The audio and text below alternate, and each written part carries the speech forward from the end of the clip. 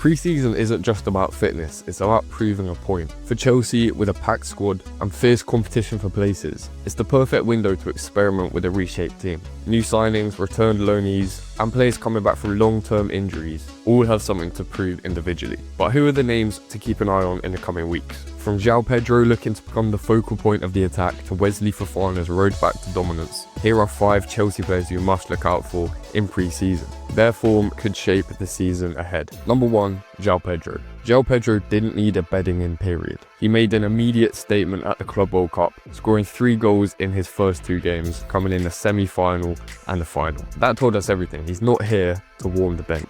But where does he actually fit in Chelsea's ever-evolving tactical shape?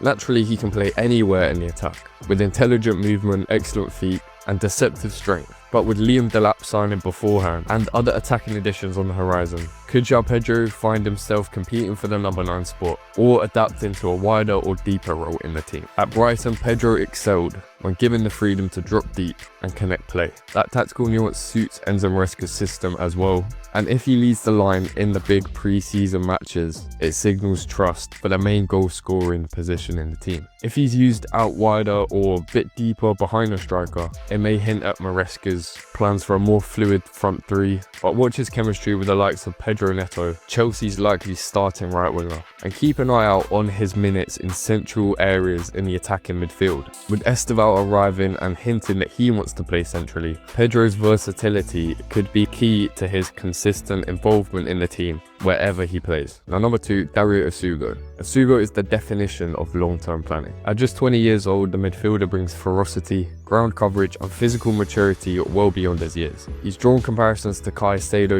stylistically, and it's very easy to see why. Defensively, he's really confident. He wins duels, he reads space well, and doesn't shy away from challenges either. However, with the ball, there's some development to come. His passing under pressure and composure in tight spaces could improve. That said, he is there for squad rotation. Maresca may test him out in late game scenarios, domestic games, maybe even the Champions League in the slightly weaker opposition fixtures. But if he adapts quickly to Chelsea's positional structure in pre-season, especially in that more combative midfield role, he could get a bigger involvement in the first team in terms of minutes sooner rather than later. A third player on this list, Santos. He is no longer part of a lone project. He's back, he's staying, and he's ready to contribute. But the only question is, where does he fit and where will he be deployed? During his 18 months at Strasbourg, Santos really impressed in the midfield too, offering both defensive grit and progressive carries forward. He reads the game really well, demands the ball, and rarely panics under pressure. His maturity is really striking for someone of his age. Chelsea's current shape, he could act as a ball winner, covering Caicedo, or as a rotational option for Enzo or Palmer in the advanced roles.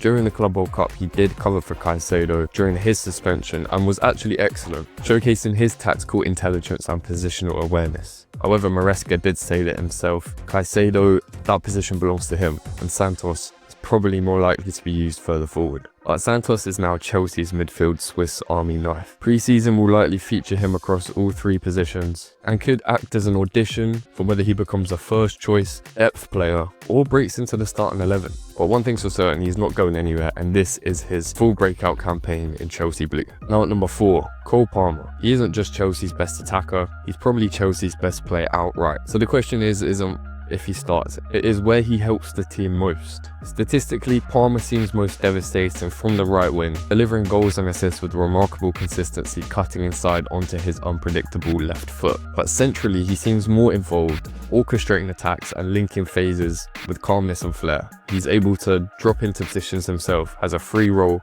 receives the ball on the back foot from centre-backs and midfielders, and makes things happen. With Neto now expected to take the right wing role, Palmer could shift into the number 10 more permanently. Alternatively, if Pedro drops deeper instead, Liam Delap leads the line, Palmer could play out on the right hand side. Maresca does have options, but Palmer will be key to all of them. Pre-season will give us an insight into Cole Palmer's role flexibility. Expect rotation, experimentation, and most important, dependability. Wherever he plays, the team needs to revolve around him, as he is Chelsea's main superstar. And number 5, Wesley Fofana. He is one of Chelsea's most significant investments in recent years. A £75 million fee, a big contract and under the old wage structure. He came with immense expectations after huge injury struggle and another devastating ACL injury. His return is one of the most anticipated stories for me in pre-season. At his best, Fofana is rapid, aggressive, brilliant on the ball. He can step into the midfield with ease, composed with passing, and a good one-on-one defender as well.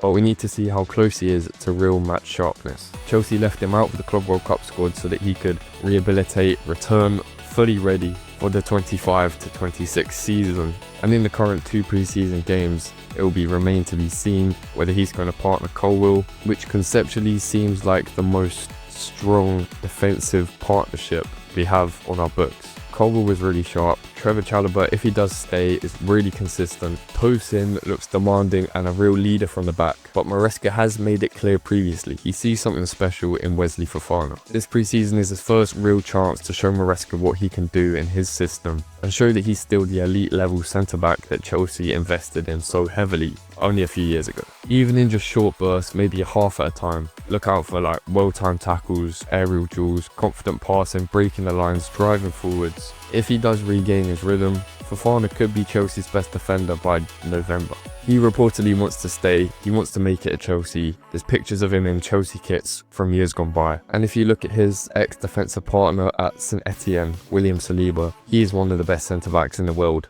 admittedly.